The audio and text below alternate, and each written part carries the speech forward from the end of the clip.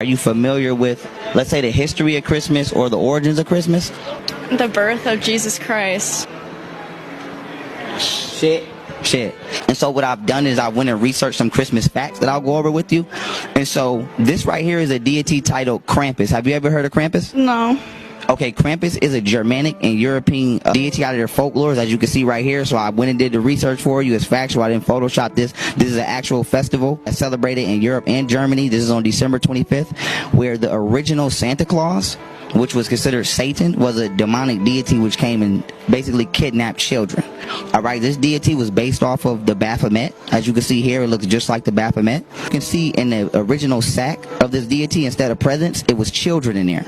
This deity would do around this time is come and steal the children. So Christmas tree over there, cameraman, if you want to pan and get that Christmas tree. Even we see that Christmas tree over there. That's actually symbolic to a phallus. So you got the phallus here. The ribbons and the ornaments on the tree is supposed to symbolize male sperm, and then the balls on the tree are supposed to symbolize the testicles. The sitting on Santa Claus' lap and asking Santa Claus for gifts and presents is actually a pedophilic ritual, which comes from a Roman ritual, a Roman celebration that was known as Saturnalia, where the rich Roman people would give gifts to the parents and kids so that they can basically have sex with their kids. Here's a actual painting of the Roman Saturnalia day, so you know I'm not making this stuff up. And here's actual Greek paintings. You see the little boy sitting on this grown man's lap. This is actually off of artifacts that are in museums. The reason I have this Baphomet next to the Christmas tree and the 5-point star, which you see on Baphomet's head, is because this is symbolic to Lucifer. The god of Freemasonry is Lucifer, and these are the people who made this holiday up. So the light at the top of the tree is symbolic to Lucifer, because they say Lucifer is the beholder of light. That's why you see the torch on top of Baphomet's head. Continuing through, as innocent as this looks, and as much as we love this is ritualistic too, even down to the logs. These logs are called Yule logs, and these logs were symbolic to sacrifice, where for 12 days they would actually burn children and sacrifice them by fire. So this is why they tell you on Christmas you should save a piece of your log and take it to next year. Continuing through, even the mistletoe, right? The etymological roots of the word mistletoe is poop on a stick. And you know, I don't really want to go into that. I don't want to offend anybody, but I believe this Greek depiction of two men, you know, I believe it's self-explanatory. So even kissing under the mistletoe and things like that, you know, they have their roots. Getting through this as fast as possible, right? Here's that Yule log I was telling you about and its pagan roots. Continuing through, even Merry Christmas, as innocent as this sounds, and we want to say I wish you a Merry Christmas. Merry means to be cheerful or happy. Mass or mass is a sacrifice. See, and religious usage means death or sacrifice. So when we tell somebody Merry Christmas, Christ is your consciousness. They're telling you happy sacrificing yourself. Continuing on as we get to the end, Old Nick, as you can see, Merriam and Webster's dictionary, Old Nick is another word for devil or Satan or Lucifer.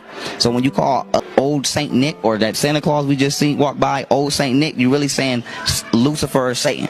So this came about because when the Catholic Church wanted to bring that Krampus, you know, celebration over here, they couldn't just introduce it to people like me and you the way that we just seen it. So they had to gloss it up, pretty it up, and remix it. So instead of it being a horned demon, aka Lucifer, that steals children, it's an innocent old man who gives presents and gifts to children in the middle of the night while you're not up doing whatever God knows what with your children. Even holiday, right? Holiday, when you etymologically break it down, goes into holy day. Holy is what? A day denoted to a god. They didn't specifically say what god. And then day is a procession of time with an existence. And so holiday season is the day denoted to the god of Freemasonry, which actually is Lucifer. This is Fortnite. I don't know if you play Fortnite. I play Fortnite. So the reason I put this in here is to show you even Fortnite knows. This is from last year when you were able to buy that Krampus skin, and it was around Christmas. You know, even the makers of Fortnite are aware of who the original Santa Claus deity was and what Christmas was about.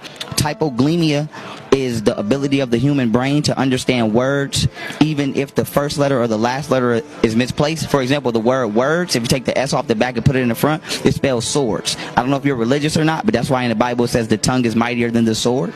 And so when you take Santa and you put the N on the back, it spells Satan. Keeping it moving, this was the original Santa Claus, and you see him dragging all of the kids off to hell, and this was in what you would call some people believe hell is under the ground, and so they just remixed that and they turned Krampus into Santa, or Satan into Santa, and now he takes the kids to the North Pole and gives them gifts. And so this is where the elves come from, and Santa's little helpers, and all of these people that are in the North Pole. They're really abducted kids. Here's another actual painting of Krampus taking these kids to hell, and so they couldn't bring that to us over here, and they just turned it into Santa Claus, you know, giving gifts and being cheerful and being gleeful. Come to the end of this, here's just more imagery proving, you know, the information I'm giving you. Here's another picture of Krampus stuffing these kids in the bag, and then here's an image of Santa Claus giving kids gifts out of the bag. As we come to the end of this, right, I don't know if you're religious or not, but the reason that I'm doing these public interviews is because I love people, and I think that people deserve to know the truth, and I think if we all know the truth, then we all have a fair shot at reaching our full human potentials. I don't want to, you know,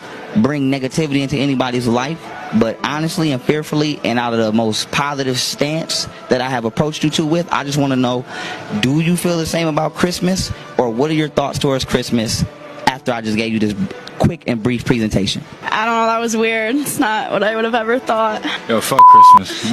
It's better than shit. I appreciate you both two participating, you know, in this interview. And as you leave here, I don't just expect you not to celebrate Christmas or be with your family as you already plan to do. Has this influenced you in any way to look into this more or seek certain changes? And if so, what changes has this influenced you to seek? Probably look into it more. I don't know about changes. Appreciate it. You? You got me all fucked up, bro. I got him all fucked up.